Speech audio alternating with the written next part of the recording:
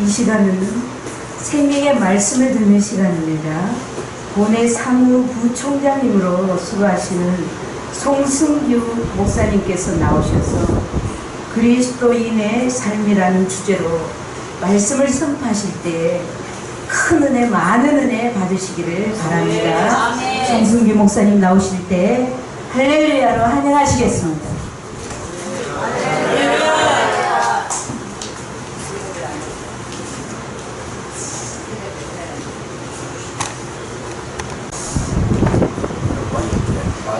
있으니까 우리가 많이 발전하고도 활기찬 것 같아요.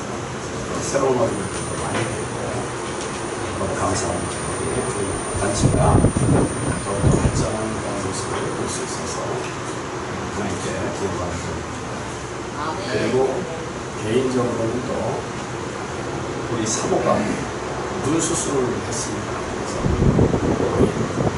회장 목사님, 사모님이 기도도 많이 해주셨는데 여러분들에게 또 이렇게 기도 부탁도 해주셔서 우리 회원들 여러분들이 기도해 주시고 하나님 덕분에 수술도 잘 마쳐주고 회복도 좀 빠르고 건강하게 되고 있습니다. 그래서 아주 좋은 그런 수술을 통해서 또 하나님을 만나는 그런 복된 시간이 되도록 하겠습니다.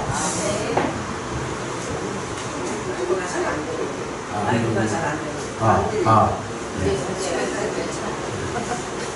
제가 목소리 좀 크게 하겠습니다. 기도하겠습니다. 하나님 아버지 감사합니다. 부족한 종 세워주신 은혜를 감사를 드립니다. 이 자리에 설 수가 없는 그런 죄인 중에 죄인이지만 주님이 불쌍히 여기셔서 종을 사랑해 주시고 구원해 주시고 하나님의 자녀 백성으로 삼아주시고 또 이렇게 주의 종으로 불러주시고 은혜 주신 주님을 찬양합니다. 오직 종을 통해서 우리 주님만이 드러나는 복된 시간이 되게 하여 주옵소서. 주의 성령께서 충만히 임재하시고 주의 성령께서 종을 주장하시고 이 모든 우리 회원들을 주장하셔서 생명의 말씀으로 우리에게 덧입혀 주옵소서. 예수 그리스도 이름으로 기도하옵나이다. 아멘.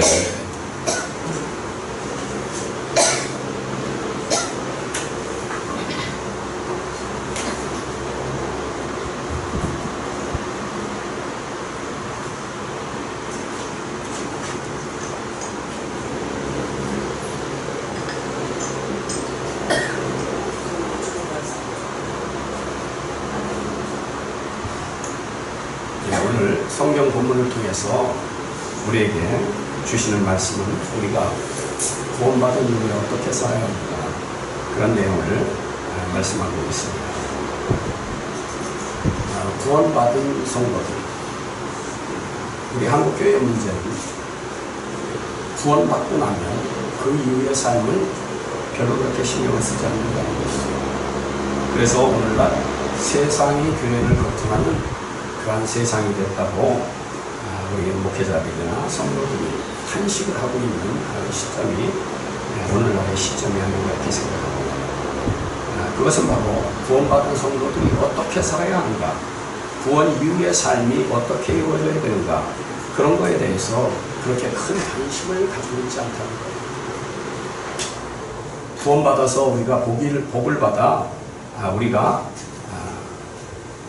물질적인 복을 잘 받아서 우리가 행복하게 사는 데에다 목적을 두고 사니까 그런 현상들이 생겨나게 되지 않나 이렇게 생각을 합니다. 자신은 구원받았다고 생각하지만 구원받은 성도들이 TV에 지탄의 대상이 되고 참 저럴 수가 있을까라고 하는 생각을 우리가 갖게 하는 일들이 많이 벌어지고 있습니다. 그것은 바로 자신이 구원받았다고 생각하지만 진정으로 구원받은 삶을 살고 있지 못하다고 하는 것을 보여주는 반증입니다.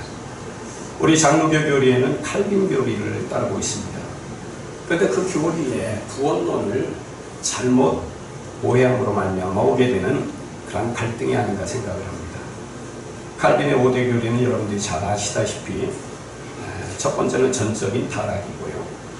두 번째는 무조건적 선택, 세 번째는 제한적 속죄, 네 번째는 불가항력적 은총, 다섯 번째는 성도는 궁극적으로 구원에 이른다는 그런 교리입니다. 이러한 교리를 우리가 받아들이면서 이 다섯 번째 교리에 성도들은 구원받아서 살다가 어떻게 넘어지고 또 세상으로 나가고 그렇게 하면서 자기의 생각과 자기의 욕심을 따라 살아도 결국은 하나님이 성령을 보내주셔서 회개하게 하시고 나를 하나님의 자녀로 천국에 불러주실 거 아니냐, 그런 생각을 가지고 살아가다 보니까 구원받았다고 하는 것 그것만 가지면 그 이후에는 다른 건 관심을 갖지 아니하고 오직 물질에 대한 것, 세상에 대한 것, 무영역에 대한 것, 그런 것을 가지고 사는 그러한 사람들이 많이 있다는 겁니다. 성도들이야 그렇다 치더라도 우리 목회자들도 정말 그렇게 생각을 하고 살아가고 있지는 않는가, 우리가 겸허하게 이 시간에 우리가 회개하는 마음으로 하나님의 말씀을 듣기를 원합니다. 잠시 칼빈의 5대 교리를 조금 더 구현한다면, 전적인 타락은 인간은 아담 이후에 모든 인간은 전적으로 타락해서 스스로는 구원에 이를 수 없다는 것입니다. 하나님께 나갈 수 없다는 것이지요. 그러한 전적으로 타락한 인간을 하나님은 무조건적으로 선택해 주신다는 거예요. 하나님의 선택에는 어떤 조건이 없다는 것입니다. 낮은 자나 높은 자나 또 비천한 자나 또는 부한 자나 아무 조건 없이 하나님이 불러주신다는 거예요. 선택해 주신다는 겁니다. 세 번째, 제한적 속죄라고 하는 것은 그러한 하나님의 선택에 따라 예수님의 구속사역은 오직 하나님이 선택한 자에게만 구속이 은혜로 베풀어진다는 것이죠. 그리고 네 번째로는 불가항력적 은총으로 하나님께서 은혜를 부어주시는 그러한 사람, 그래서 구원을 받게 된 그러한 사람은 결코 실패함이 없다는 교리입니다.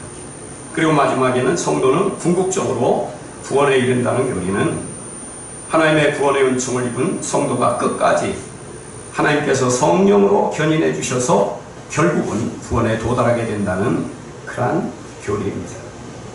그래서 이 다섯 번째 교리, 또 전반적으로 깔려있는 그 교리에 정말 하나님이 우리를 사랑해 주시고 우리와 함께 해주셔서 우리를 구원해 주실 뿐만 아니라 우리를 늘 인도해 주시고 성령께서 늘 견인해 주셔서 우리를 결국은 하나님의 나라에 이르게 만들어 주신다는 것을 강조하고 있습니다. 이것은 하나님의 지극한 사랑을 표현해 주시는 그런 말씀이죠.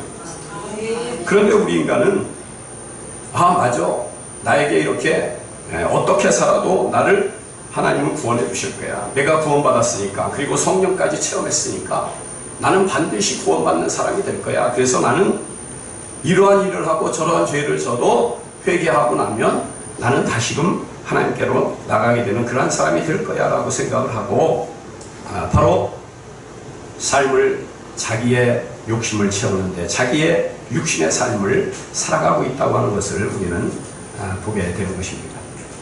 그래서 자신의 생각대로 살고 자신의 욕심대로 살고 자기가 주인되어 사는 그러한 삶을 통해서 많은 그러한 어려움이 생겨나게 되고 사회적 지탄이 되고 교회는 힘을 잃게 되는 그러한 상황을 우리가 맞이하게 된 것입니다. 그렇다면 성경이 말씀하는 구원받은 성도의 삶은 어떠해야 하는지요? 본문 1절에 이제 그리스도 예수 안에 있는 자에게는 결코 정죄함이 없다고 말씀합니다. 그래서 그리스도 안에 있는 자는 결코 정죄함이 없는데, 그럼 그리스도 안에 있는 게 어떠한 것입니까? 그것은 고린도후서 5장 17절에 보면 그런즉 누구든지 그리스도 안에 있으면 새로운 피조물이다, 그렇게 말씀하고 있습니다. 그래서 이전 것은 지나갔으니 보라 새 것이 되었도다라고 선언하고 계신 것입니다. 그래서 우리가 그리스도 안에 있다는 것은 새로운 피조물로 살아가는 존재가 그리스도 안에 있다는 것입니다. 아무렇게나 살아가는 존재가 아니라 그리스도 안에서 살아가는 존재가 새로운 피조물로 세워지게 된다고 하는 것이죠. 그래서 우리가 구원받았는지 안 받았는지 그 표지는 뭘 보면 알 수 있느냐? 바로 그 사람이 옛사람이 지나갔는지 그리고 새 것으로 바뀌었는지 그것을 우리가 봐야 된다는 것입니다. 구원받았다고 하면서 전혀 전과 변화가 없고 아무런 그러한 새로운 것이 나타나지 않는다면 그 사람은 구원받았는지 다시 한번 의심해 볼 필요가 있습니다. 우리가 구원받았다고 하는 것은 반드시 변화가 동반된다는 것이에요. 그게 바로 새로운 피조물이고 그 새로운 피조물은 바로 예수 그리스도를 닮은 자라고 정의하고 있습니다. 이러한 새로운 피조물의 성도들은 예수 그리스도를 닮은 자들이고 예수님을 닮은 자는 바로 육신을 따르지 아니하고 영을 따르는 자라고 그렇게 본문은 말씀하고 있습니다. 여기서 성도들이 영을 따라 행할 때 율법의 요구, 여기서 이 율법의 요구는 구약의 그 율법의 요구라고 우리가 생각할 수 있는데 그것만이 아닙니다. 왜냐하면 이것은 구원받은 성도들에게 주신 말씀이기 때문에 그래서 이 율법은 계명이나 아니면 의로운 요구 아니면 더 나아가서 하나님의 말씀의 요구로 우리가 재해석할 수 있는 그런 말씀입니다. 그래서 율법의 요구가 하나님의 말씀의 요구를 이루어지게 만들어 주신다는 그런 겁니다. 그래서 우리는 정말 율법의 요구를 100% 만족하지 못하고 하나님의 말씀을 100% 순종하고 이루어드리지 못하지만 우리가 영으로 살아간다면 하나님의 말씀이 온전히 이루어진 그러한 사람으로 하나님이 여겨주신다는 그러한 말씀을 하고 있는 것입니다. 그래서 우리가 영으로 살아가는 존재가 되어야 됨을 말씀하고 있습니다. 따라서 우리는 겸손히 주님 앞에 무릎을 꿇고 영을 따라 행하는 삶을 살아야 한다는 것입니다. 그리고 또 하나의 축은 뭐냐면 영으로 살아가는 그러한 삶, 또 하나의 축은 육신을 따라 살지 말라는 것이에요. 그래서 이 두 가지 기둥을 우리가 잘 조화롭게 이루어 나갈 때 성도의 그러한 삶이 정말 구원받은 삶으로 우리가 변화되고 새로워지고 우리의 성품이 바뀌어지고 인격이 바뀌어지는 그런 사람으로 바뀌어진다는 그런 말씀인 거죠. 그래서 먼저 우리가 영을 따라 사는 삶은 무엇인지요? 여러분들이 아마 잘 아실 겁니다. 다시 한번 그 아시는 말씀을 제가 짚어가며 한번 말씀을 드리겠습니다. 영을 따라 산다는 것은 바로 성령을 따라 산다는 그런 말씀입니다. 여기서 성령을 따라 산다는 것은 성령의 충만함을 받는 삶, 더 나아가서 인도함을 받고 역사하심을 받을 때 우리가 아멘으로 받는 그러한 삶이 성령을 따라 사는 삶입니다. 그래서 갈라디아서 5장 16절에 보면 내가 이르노니 너희는 성령을 따라 행하라 그렇게 말씀합니다. 성령을 따라 행하라는 것입니다. 그리하면 육체의 욕심을 이루지 아니하리라. 그래서 우리가 성령을 따르는 삶을 성도들은 살아야 한다고 말씀하는 것입니다. 또한 갈라디아서 5장 18절에는 너희가 만일 성령의 인도하시는 바가 되면 율법 아래 있지 아니하리라. 성령의 인도하심을 따라 살 때에는 율법 아래 있지 아니하고 오직 그리스도의 은혜 아래 있다고 하는 것을 말씀하고 있는 것입니다.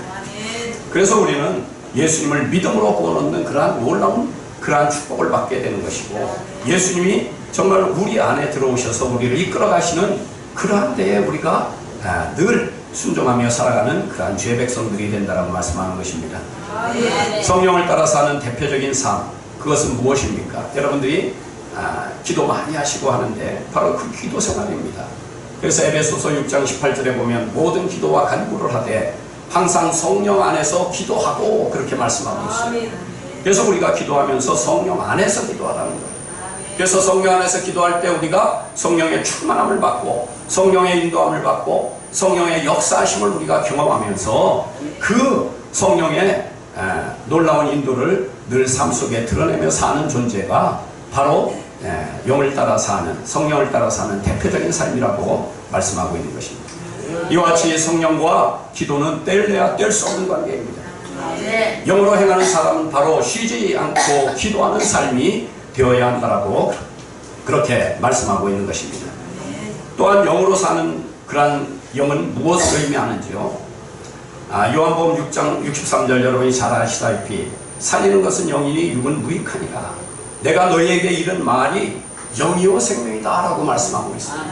그래서 우리 주님의 말씀, 하나님의 말씀이 영이라는 것입니다. 영. 아멘. 그래서 그 영을 따라 사는 것, 하나님의 말씀을 따라 사는 그런 것이 바로 성령으로 우리가 살아가는 그러한 존재라고 그렇게 말씀합니다. 아멘. 또 디모데전서 4장 5절에는 하나님의 말씀과 기도로 거룩하여짐이라. 아멘. 그래서 우리 성도들은 말씀과 기도로 거룩해지는 거예요. 거룩해. 아멘. 그냥 가만히 있는 것이 아니고 전과 같은 삶을 사는 게 아니고 우리의 삶이 변화되어서 거룩하게 예수님을 닮아가는 삶을 살게 된다라고 그렇게 말씀하고 있는 것입니다. 또 요한복음 3장 5절에 보면 예수께서 대답하시되 진실로 진실로 내게 이르노니 사람이 물과 성령으로 나지 아니하면 하나님의 나라에 들어갈 수 없느니라. 그렇게 말씀합니다. 아멘. 여기서 물과 성령에서 물은 바로 하나님의 말씀을 의미하고 있습니다. 그래서 하나님의 말씀과 성령으로 우리가 나지 아니하면 구원도 받지 못하고 또 이 물과 성령으로 우리가 거룩한 삶을 살지 않으면 우리는 하나님의 나라에 들어갈 수 없는 존재가 된다라고 그렇게 말씀하는 것입니다. 그래서 우리는 바로 이 성령과 말씀과 기도 이걸 통해서 우리가 정말로 하나님의 나라의 귀한 존재로 우리가 거듭난다라고 하는 것을 말씀하고 있습니다. 더 나아가서 요한복음 4장 24절에는 하나님은 영이시니 예배하는 자가 영과 진리로 예배할지니라 말씀하고 있습니다. 그래서 이 예배 자체가 바로 영으로 살아가는 그러한 존재라는 것입니다. 그래서 예배 드릴 때 우리가 찬양하고 기도하고 하나님의 말씀을 듣고 더 나아가서는 이제 성도들과 교제를 나누고 전도하고 봉사하고 헌신하는 이 모든 것들이 영으로 살아가는 그러한 것이라고 그렇게 말씀하고 있는 것입니다. 그래서 우리는 이 예배를 통해서 또 우리가 말씀과 성령을 통해서 우리가 영으로 사는 그러한 존재임을 말씀하고 있다는 것이죠. 그래서 이렇게 영으로 사는 존재가 이제 하나의 과제입니다. 하나의 기둥이라고 한다면 성도의 두 번째 기둥은 바로 육신을 따라 행하지 말아야 한다는 거예요. 육신을 따라 행하지 말아야 한다는 것을 말씀합니다. 로마서 6장 6절은 우리가 알거니와 우리의 옛사람이 예수와 함께 십자가에 못 박힌 것은 죄의 몸이 죽어 다시는 우리가 죄에게 종노릇하지 아니하리라. 그렇게 말씀합니다.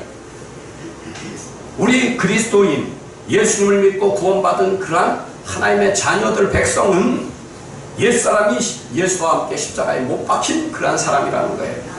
그래서 죄의 몸이 죽었다는 것을 선포하고 있습니다. 우리는 바로 육신을 따라 살지 아니하고 죄의 몸이 죽어서 이제는 나는 영을 따라 사는 존재라고 우리가 선포하는 그러한 사람이 되어야 될 줄로 믿습니다. 할렐루야. 예, 갈라디아서 5장 24절도 말씀합니다. 그리스도 예수의 사람들은 육체와 함께 정과 욕심을 십자가에 못 박았느니라. 그렇게 선포하고 있습니다.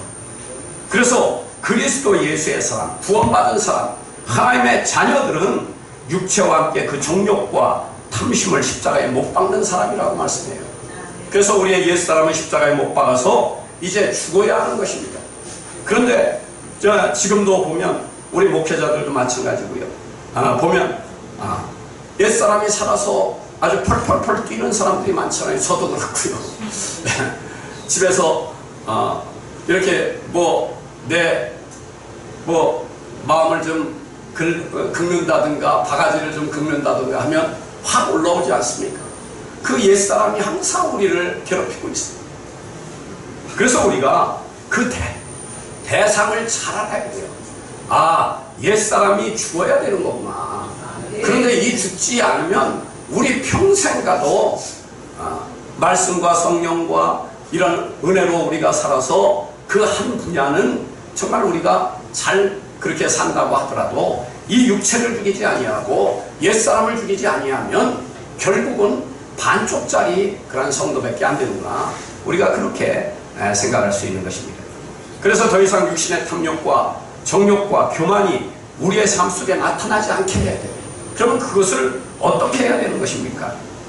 그것은 바로 우리가 성령의 소욕을 따라 사는 것인데 갈라디아서 2장 20절은 그렇게 말씀합니다. 내가 그리스도와 함께 십자가에 못 박혔나니 그런즉 이제는 내가 사는 것이 아니요 오직 내 안에 그리스도께서 사시는 것이다. 그렇게 말씀하십니다. 그래서 내 안에 그리스도께서 사신다. 내 안에 그리스도가 들어와 계신다는 거예요. 내 옛사람은 죽고 이제 내 옛사람이 죽었으니까 그 안에 예수 그리스도가 살아서 역사하신다는 것입니다. 그래서 나를 예수님의 영이 이끌어 가시고 예수님이 나를 이끌어 가셔서 하나님의 일을 하는 존재로 만들어 주신다고 하는 것을 말씀하고 있는 것입니다. 아멘. 그래서 우리가 옛 성품과 인격이 나오려고 할 때, 다시 말씀드리면 화를 부리고 성질을 내고 싸움을 하고 막 이렇게 육체의 소욕을 따라 살려고 하는 이런 것들이 나오려고 할 때, 내 밑에서 꿈틀거릴 때, 그때 우리가 이런 훈련을 받아야 됩니다. 그때 영적으로 깨어서 내 육신이 살아 이거 꿈틀거리는구나. 그러고 십자가를 바라보면서 그 십자가에다가 나의 옛사람은 예수님과 함께 십자가에 못 박혀 죽었느니라라고 선포하는 거예요. 그래서 그 십자가에 잡고 죽었다고 선포하면 그러면 그냥 끝나는 게 아니라 성령께서 역사하셔서 올라오던 것을 성령이 제어해 주시고 성령이 눌러주시고 성령이 그것을 사라지게 만들어 주시는 거예요. 그래서 우리 속에 이제는 성령께서 역사하시는 성품으로 우리가 바뀌게 된다는 것입니다. 이것을 한 번, 두 번, 세 번, 네 번, 아니 100번, 1000번, 10,000번을 우리가 이걸 계속적으로 훈련해야 된다는 거예요. 훈련하지 않으면 성품이 안 바뀝니다. 훈련하지 않으면 인격이 바뀔 수가 없어요. 우리의 성품과 인격은 우리가 어려서부터 사는 동안 계속적으로 그러한 성품을 반복적으로 행했기 때문에 형성된 성품이에요. 그래서 화를 내는 것도 그렇고요, 분을 내는 것도 그렇고요, 남의 말을 하는 것도 그렇고요, 거짓말 시키는 것도 그렇고요, 막 이러한 모든 것들이 전반적으로 바로 우리가 계속적으로 반복해서 이루어진 성품, 그게 옛사람입니다. 그래서 그 옛사람을 마귀는 우리 안에 들어와서 그렇게 자꾸 반복을 시킴으로 말미암아 그 성품을 형성해 놓고 인격을 형성해 놓으면 그 안에서 마귀는 우리를 통해서 영광을 받아요. 마귀가. 그런 존재가 바로 우리의 존재입니다. 그런데 우리가 십자가에 죽었다고 선포할 때마다 성령이 우리 속에 들어오셔서 우리를 제어해 주시고 억제해 주시고 우리의 옛사람을 사라지게 만들어 주시면서 이제는 그 악한 영도 쫓아주시는 거예요. 그래서 우리가 온전히 성령의 지배를 받는 그러한 주의 백성이 된다고 하는 것을 우리는 깨달을 수 있는 것입니다. 그래서 우리가 옛사람이 나타나려고 할 때 나는 옛사람은 예수님과 함께 십자가에 못 박혀 죽었느니라 라고 선포하는 훈련을 우리가 해야 된다는 것입니다. 탐욕이 들어올 때도 마찬가지입니다. 나의 옛사람은 죽었다. 그래서 나에게 이렇게 내가 다 먹고 싶은데 다 먹지 않고 이거를 서로 나누는 그런 데 사용을 하겠다. 또 어려운 사람에게 나눠주는데 내가 사용을 하겠다. 이렇게 성령의 소욕으로 바뀌게 되는 거예요. 내가 죽었다라고 하면 그 죽었다라고 선포하고 결단하는 것에 성령이 역사하신다는 거죠. 그래서 그 성령이 역사하셔서 그런 내 욕심과 탐욕을 다 눌러버리고 제어시켜버리고 그리고 성령께서 역사하셔서 그런 것들이 다 사라지게 만들어 주신다는 거예요. 그리고 온전한 하나님의 자녀로서의 성품이 만들어지게 된다고 하는 것입니다. 또한 음란의 영이 작용할 때 내 옛사람은 십자가와 함께 죽었다라고 선포할 때 우리의 그 음란의 영은 다 떠나가게 되는 거예요. 바로 이렇게 하나하나가 내 육신으로 살아갈 때 우리는 사망이 온다고 했어요. 그래서 육신으로 살지 아니하고 육신의 것이 나오게 될 때 바로 그렇게 선포하는 것입니다. 그렇게 선포하고 결단할 때 내 안에서 성령께서 역사하셔서 나를 이제는 성령의 9가지 열매들 또 예수님의 성품을 닮은 그러한 존재로 우리를 바꾸어 가주신다는 그러한 것을 깨달으시고 우리가 이제는 성령의 사람으로 사시기를 주의 이름으로 축복합니다. 여러분 저 일제시대 때 평양에 그 유명한 깡패 최근동 목사에 대한 그러한 간증을 우리가 종종 듣지 않습니까? 예수 성당 불신 지옥이라고 그렇게 우리가 그분이 외치고 다녔다는 거예요. 그랬더니 어떤 건달이 최건동 목사한테 무슨 헛소리냐고 뭐가 예수가 있고 뭐가 하나님이 있느냐고 그러면서 욕을 했다는 거예요. 그랬더니 최건동 목사님이 당신은 예수 때문에 산 줄 알라고 내가 예수 믿지 않았으면 당신은 벌써 죽었다고 그렇게 이야기했다는 그런 일화를 우리가 듣지 않습니까? 바로 이 최건동 목사님도 이렇게 바뀌는 거예요. 깡패였지만 그가 바뀌는 것입니다. 예수 그리스도의 그 성품으로 바뀌어 나간다고 하는 것이지요. 어떤 신학자가 그런 말씀을 했습니다. 비둘기가 자기 머리 위로 날아가는 것은 어쩔 수 없다. 그런데 그 비둘기가 자기 머리에 둥지를 틀게 해서는 안 된다라는 그런 말씀을 합니다. 그것은 뭐냐면 죄에 대해서 말씀하는 거예요. 그래서 죄가 우리의 머릿속에 스치고 지나가는 것은 많이 있다는 거예요. 그건 어쩔 수 없다는 거예요. 왜냐하면 우리가 죄인이기 때문에. 그래서 그런 것들이 막 스치고 지나가는데 어떤 때는 그 죄가 달콤한 죄가 있잖아요. 그럴 때에는 그거를 우리가 잡고 있다는 거예요. 그러면서 누린다는 것입니다. 그 즐거움을 누린다는 거예요. 바로 이렇게 누리다 보면 시간이 길어지고 그리고 또 다음에 또 그런 게 또 반복되고 이러다 보면 내가 그렇게 누리던 내가 그렇게 즐기던 그 죄악을 내가 몸으로 행하게 된다는 것입니다. 그래서 우리가 머리에 둥지를 틀지 못하도록 우리가 그런 생각이 들어올 때마다 다 버려야 되는 거예요. 음란이 들어오면 음란을 버리고 또 물질의 욕심이 들어올 때 그런 거 다 버리고 요즘 보면은 남편을 죽이고 아기들을 죽이는 그러한 게 얼마나 많습니까? 그런 게 들어올 때마다 우리가 아니야 그거 잘못됐어라고 우리가 의지적으로 그걸 자꾸 버리기만 하면 그런 일이 이루어지지 않는데 그게 들어오면서 이제는 머리에서는 척척척척 계획이 수립이 돼가지고 결국은 살인을 저지르는 그러한 상태가 되기 때문에 바로 이와 같은 어려움이 있다고 하는 것입니다. 그래서 바로 우리는 이 육신을 죽이는 일을 계속적으로 훈련을 해야 됩니다. 그 십자가를 바라보고 나는 십자가에서 예수님과 함께 내 옛사람은 죽었다라고 그렇게 선포하는 훈련을 통해서 성령께서 역사해 주심으로 내 모든 그러한 육신의 모든 소욕들이 다 사라지고 이제는 성령이 함께 하시는 성령의 소욕의 사람으로 바뀌게 된다고 하는 것입니다. 그래서 우리가 이렇게 훈련하는 것은 너무너무 어려워요. 이게 10년, 20년 이렇게 지내야 그게 가능한 것입니다. 10년, 20년 이렇게 지내야 가능해요. 그러니까 얼마나 이게 어려운 것입니까?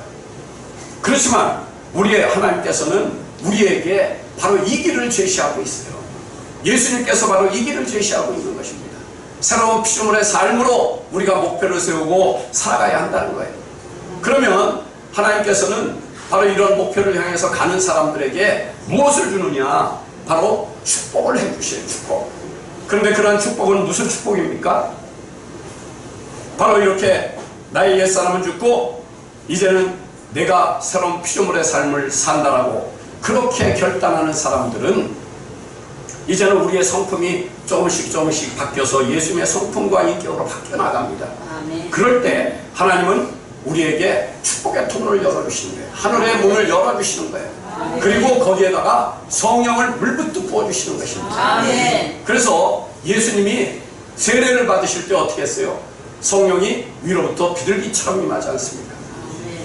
바로 예수님이 그런 온유하고 겸손하고 예수님의 좋은 성품이 있기 때문에 그렇게 부어주신 성령이 예수님의 사역 내내 함께 하셨다는 거예요. 그와 같이 우리가 그럴 수는 없지만 우리가 그렇게 변화되고 새로워지게 되면 그만큼씩 어떻게 되느냐? 성령을 하나님이 물붓듯 부어주신다. 그래서 우리가 능력이 임하게 되고 우리의 삶 속에 늘 성령이 함께 하시는 삶이 된다는 것입니다. 이거보다 더 큰 축복이 어디 있겠습니까? 그리고 우리가 마음만 먹으면 이루어지는 거예요. 예, 성령이 함께 하시니까. 그래서 우리는 바로 이 훈련을 받으려고 우리가 결단하고 우리의 그 목회의 목적은 내가 새로운 피조물이 되는 것이다 라고 먼저 제1의 목적을 세워야 돼요. 모든 성도, 모든 목회자의 목적은 바로 이것입니다.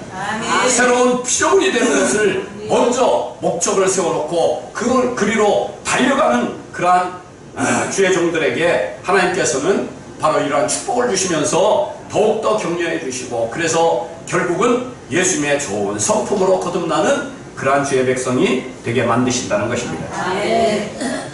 사랑하는 성도 여러분, 우리 동역자 여러분, 얼마나 우리가 참 목회를 하면서 왜 이럴까? 또 왜 이렇게 목회가 안 될까? 그런 생각을 또 많이 하게 돼요. 그런데 그것은 어쩔 수 없어요.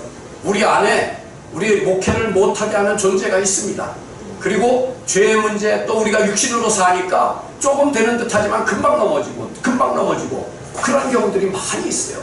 그런데 성령이 이제는 쭉 같이 함께 해주시는 그런 성품과 인격으로 훈련돼서 세워지기만 하면 이제는 쭉 성장하는 그러한 목회도 할 수 있고요. 하나님이 함께 하시는 그러한 것이 목회 현장에 나타나게 된다는 거예요. 그러니까 얼마나 우리에게 감사한 일입니까? 그래서 우리의 목표가 바로 이렇게 새로운 피조물이 될 것을 우리가 사모하며 그렇게 우리가 달려가야 된다는 것이죠. 이렇게 새로운 피조물이 된다는 것, 이 새로운 피조물에 대한 것은 또 더 많은 그러한 것, 누림에 대한 것은 또 많이 있습니다. 그런데 그런 것들은 다음에 기회가 되면 한 번 더 말씀을 드리고요. 바로 이렇게 엄청난 그러한 축복을 우리에게 예배해 주시고 우리에게 좋은 성품과 인격을 도야하도록 우리 주님께서 늘 격려하고 우리에게 함께 해주신다고 하는 것을 깨달으시길 바랍니다.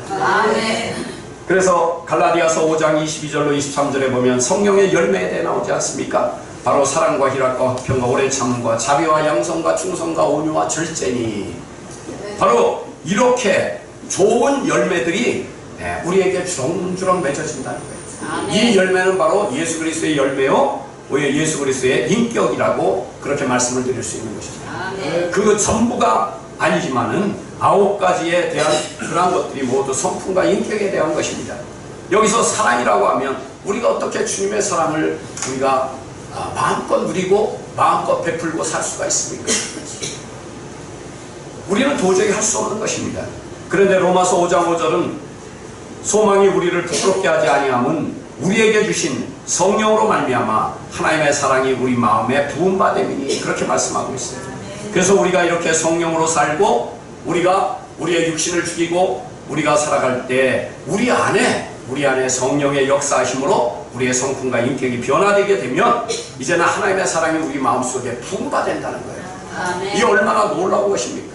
하나님의 사랑이 부음받으면 그것이 한 번, 두 번 이렇게 부음받아서 우리의 영에 흘러 넘치게 되면 이제 우리의 이웃에, 우리 가정에, 우리 교회에 많은 어려운 사람한테 그런 사랑이 흘러 넘치게 돼서 하나님의 사랑을 우리가 드러내는 그러한 죄종이 된다라고 말씀하는 것입니다. 바로 이렇게 성품이 바로 우리에게